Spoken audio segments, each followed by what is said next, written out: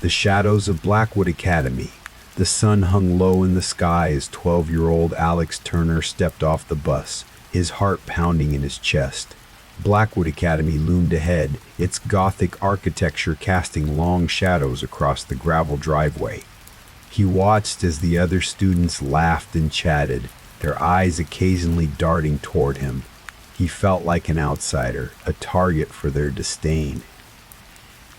"Hey, new kid," a girl with braided hair called out, her voice dripping with sarcasm. "You better watch your back." "This place isn't what it seems." "What do you mean?" Alex asked, trying to sound casual. She leaned in closer, her voice dropping to a whisper. "There are things in this school that you don't want to mess with. Just stay away from the basement and the old library. Trust me." Before he could respond, she stood up and walked away, leaving him feeling more isolated than ever. The warnings echoed in his mind, and he couldn't help but feel a sense of dread settle over him. As the days turned into weeks, Alex tried to adjust to life at Blackwood Academy. He attended classes, made a few acquaintances, and even joined the soccer team. But the whispers about the basement and the old library never left him. One evening, as he was walking back to his dorm, he noticed a door at the end of the hallway that he hadn't seen before. It was slightly ajar, and a faint light flickered from within. Curiosity got the better of him, and he approached the door, peering inside. The room was dimly lit, filled with dusty shelves lined with old books. The air was thick with the smell of mildew, and Alex felt a chill run down his spine. He stepped inside, his heart racing as he explored the room. As he reached for a book on the shelf, he heard a noise behind him, a soft whisper barely audible. "Get out!" Startled, he turned around, but there was no one there. The room felt suffocating, and he quickly backed away, leaving the library behind. The whispers echoed in his mind, and he couldn't shake the feeling that he had crossed a line. The following week, one of the students, a boy named Jake, went missing. The news spread like wildfire through the school, and the atmosphere shifted. Students whispered in hushed tones, casting nervous glances at one another. "Did you hear what happened to Jake?" one girl said, her voice trembling. "They say he went into the basement." Alex felt a knot form in his stomach. The warnings echoed in his mind, and he couldn't help but feel a sense of dread. He had seen Jake in class, a quiet boy who kept to himself. The thought of him disappearing sent chills down Alex's spine. As the days passed, the search for Jake continued, but there was no sign of him. The teachers tried to maintain a sense of normalcy, but the tension in the air was palpable. Students began to avoid the basement, and the whispers grew louder.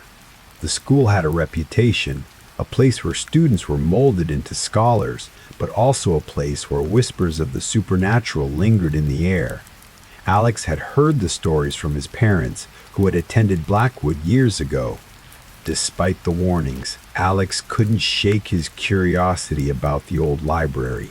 He had seen the fear in his classmates' eyes, and it only fueled his desire to uncover the truth. One evening, he decided to return to the library, determined to find out what was hidden within its walls. As he entered the room, the air felt heavy, and the whispers returned, echoing in his mind. "Get out! Get out!" Ignoring the voices, he began to search the shelves, running his fingers over the spines of the dusty books. He pulled one out, its cover worn and faded. The title read, "The Secrets of Blackwood Academy." His heart raced as he flipped through the pages, revealing stories of the school's dark history, tales of students who had vanished, strange rituals performed in the basement, and whispers of a malevolent presence that haunted the halls.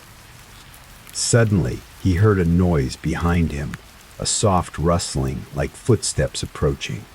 He turned, but the room was empty. Panic surged through him, and he quickly shoved the book back onto the shelf, ready to leave. As he reached the door, he felt a cold breeze brush past him, and the whispers grew louder, more frantic. Get out! Get out! The next day, Alex confided in his roommate, a boy named Sam, about his experiences in the library. Sam listened intently, his expression serious. "You shouldn't have gone in there," Sam said, his voice low. "The old library is off limits for a reason. People have gone missing after going in there." "What do you mean?" Alex asked, his heart racing. "There are stories about a spirit that haunts the school," Sam explained. "They say it lures students in, and once you're inside, you can't escape. You have to be careful." Alex felt a chill run down his spine. The warnings from his classmates echoed in his mind, and he couldn't shake the feeling that he was being watched. That night, as he lay in bed, he heard the whispers again, echoing through the darkness. "Get out, get out." He sat up, his heart pounding. The shadows in the room seemed to shift, and he felt a presence lurking just beyond his sight. He grabbed his flashlight and shone it around the room, but there was nothing there. The following week, the search for Jake intensified. Students were questioned, and rumors spread like wildfire. Some claimed to have seen him near the basement, while others insisted he had been taken by the spirit that haunted the school. Alex felt a growing sense of dread as he watched his classmates become increasingly paranoid. They had warned him about the strange occurrences, the unexplained noises at night, and the students who had vanished without a trace.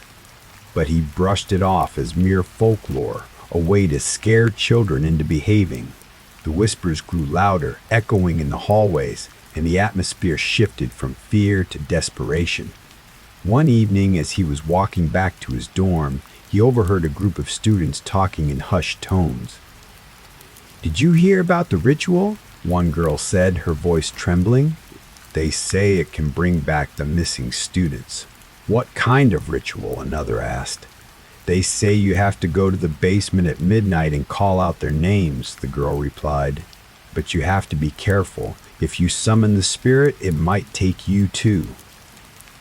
Alex's heart raced as he listened. The idea of a ritual intrigued him, but the warnings echoed in his mind. He knew he shouldn't get involved, but the thought of Jake and the other missing students haunted him. That night, Alex made a decision. He couldn't sit idly by while his classmates disappeared. He would confront the darkness and uncover the truth. He gathered a few of his friends, Sam, the girl who had warned him, and a boy named Mark, and shared his plan. "We need to go to the basement at midnight," Alex said, his voice steady.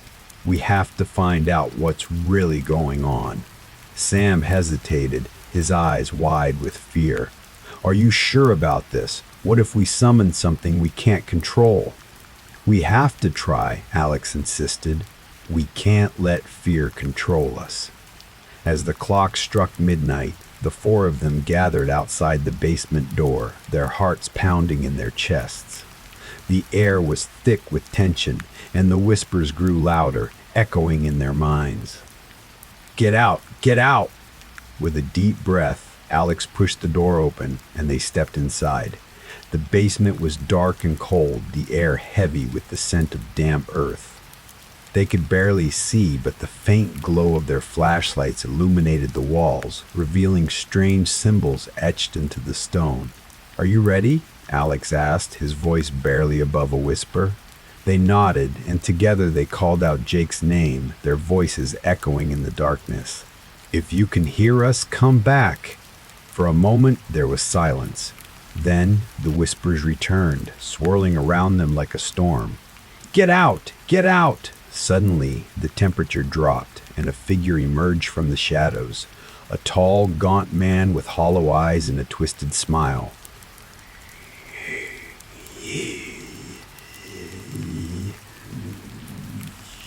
"Who dares disturb my domain?" the figure rasped, its voice a chilling echo of the whispers. The friends froze, fear gripping their hearts as they stared at the apparition. "We're looking for Jake," Alex stammered, his voice trembling. As he approached the entrance, he noticed a group of older students standing by the door, their expressions unreadable.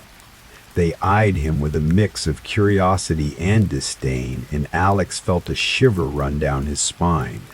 He took a deep breath and stepped inside, determined to make the best of his new life. "He's missing." The figure stepped closer, its presence suffocating. "You should not have come here. The shadows do not take kindly to intruders." "What do you want?" Sam shouted, his voice breaking. "What have you done with him?" The figure's smile widened, revealing jagged teeth. "He is one with the shadows now. You will join him soon." Panic surged through the group as they turned to run, but the shadows closed in around them, their cold fingers brushing against their skin. The whispers grew louder, drowning out their thoughts. "Get out, get out." They stumbled through the darkness, desperately searching for a way out. The shadows seemed to reach for them, pulling them back into the abyss. Alex felt a cold grip on his arm, and he screamed, but the sound was swallowed by the darkness. "Keep moving!" Mark shouted, pushing past Alex.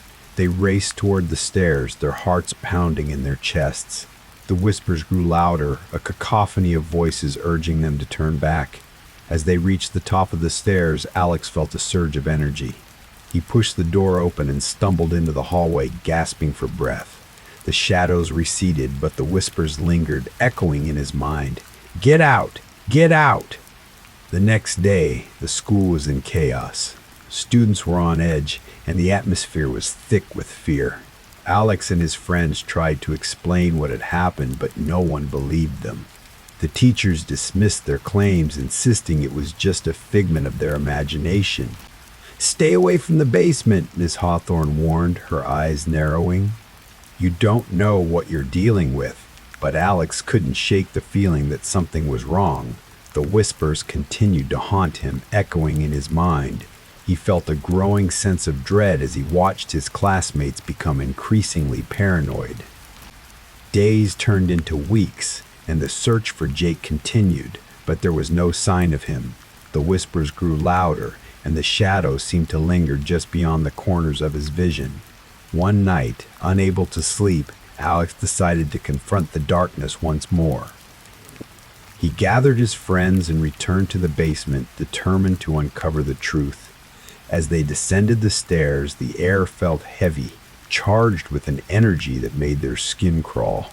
"Are you sure about this?" Sam asked, his voice trembling. "We have to find Jake," Alex insisted. "We can't let fear control us." As they reached the bottom of the stairs, the whispers returned, swirling around them like a storm. "Get out! Get out!" They called out Jake's name, their voices echoing in the darkness. "Jake, if you can hear us, come back!" For a moment, there was silence. The interior of Blackwood Academy was just as imposing as its exterior. Dark wood paneling lined the walls, and the flickering fluorescent lights cast eerie shadows in the hallways. Alex felt a knot form in his stomach as he navigated through the maze of corridors, searching for his classroom. Then, the figure emerged from the shadows, its hollow eyes fixed on them.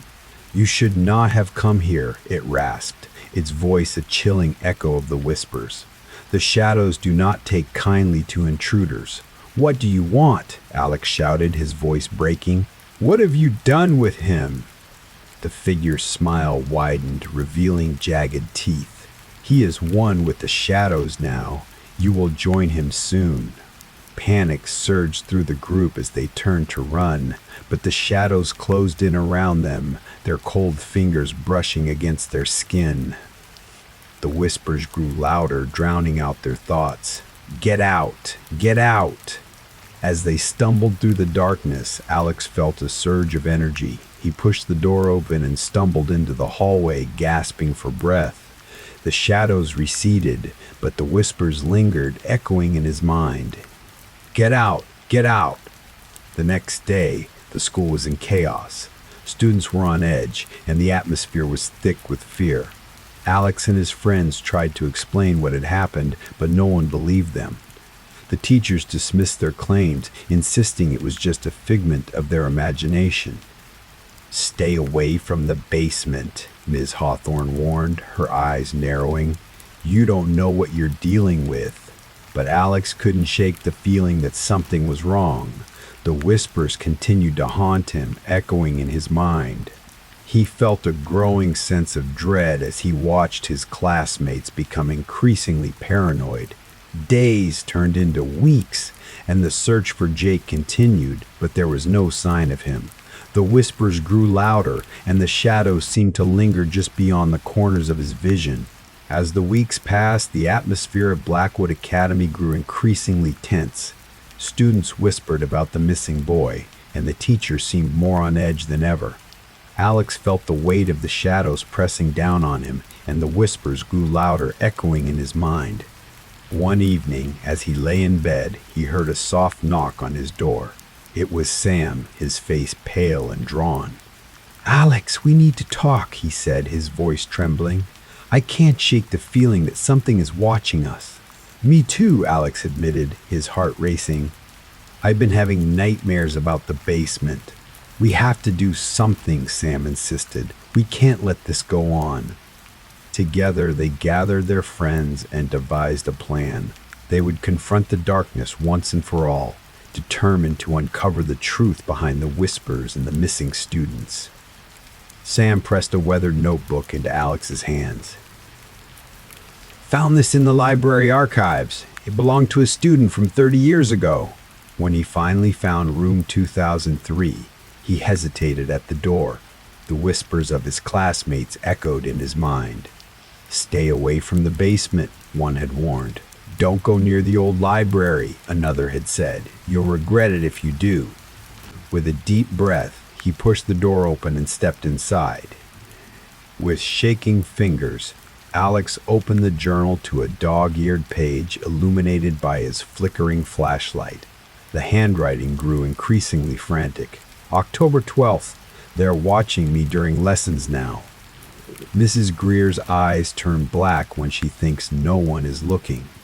"October 17th. The basement door opens by itself after curfew. I see faces in the wood grain. They're smiling." "October 29th. I know why students disappear now. The teachers aren't." The final entry broke off mid-sentence, the page torn roughly as if snatched from the writer's hands. A dried brown fingerprint stained the margin. A floorboard creaked above them. Both boys froze as slow, deliberate footsteps crossed the ceiling, directly above the supposedly empty third-floor dormitory. Rain lashed against the windows as Alex crept through the abandoned east wing the next night. His flashlight beam caught something glistening on a classroom doorknob, fresh blood. The metallic scent hit him as he pushed the door open. Crimson smears led to the blackboard where jagged letters screamed in dripping script, "H.E. Found the portraits!"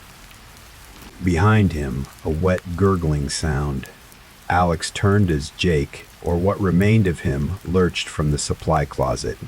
His mouth stretched impossibly wide, strings of flesh still connecting his jaws where they'd been torn apart. Run!" Jake's ruined throat bubbled.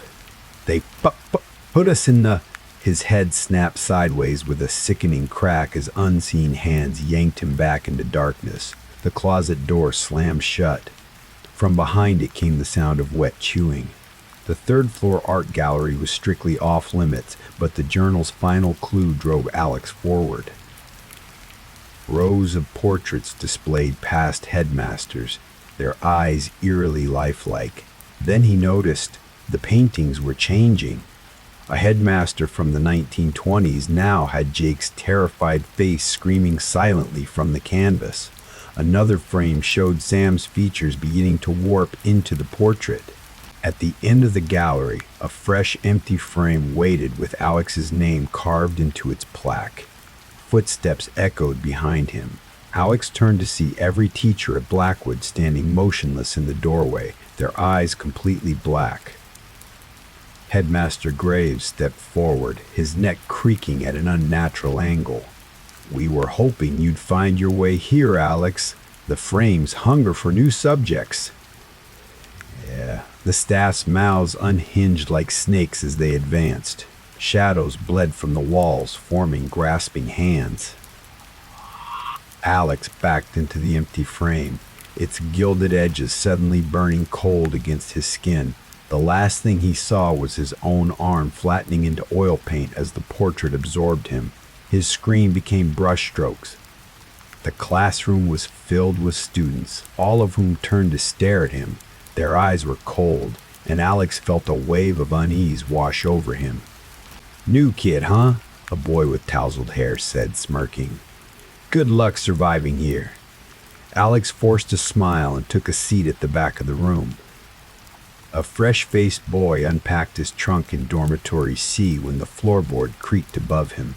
The upper bunk's mattress sagged under invisible weight. From the hallway came whispering, too many voices overlapping. One phrase rose above the rest, spoken in Alex's voice. "Don't look at the portraits." From that day, I still remain thinking about it, especially when I pass that locked gallery door and hear the frames creak. Sometimes I swear I can see the eyes in the paintings follow me as I walk by. And the new kid in dormitory C, he started sleepwalking toward the east wing every night. The teachers just smile and let him go. The teacher, Ms. Hawthorne, entered shortly after, her presence commanding and intimidating. She had a reputation for being strict, and the students seemed to respect her, if not fear her. "Welcome to Blackwood Academy," she said, her voice sharp. "I expect you all to behave and follow the rules. This is not a place for mischief." As the lesson began, Alex tried to focus, but the whispers of his classmates lingered in his mind. He couldn't shake the feeling that something was off about the school. During lunch, Alex sat alone at a table picking at his food. Thanks for watching. The veil between our world and theirs is thinner than you think. Each like, each share, each subscription strengthens the connection. Feed the channel before it feeds on you.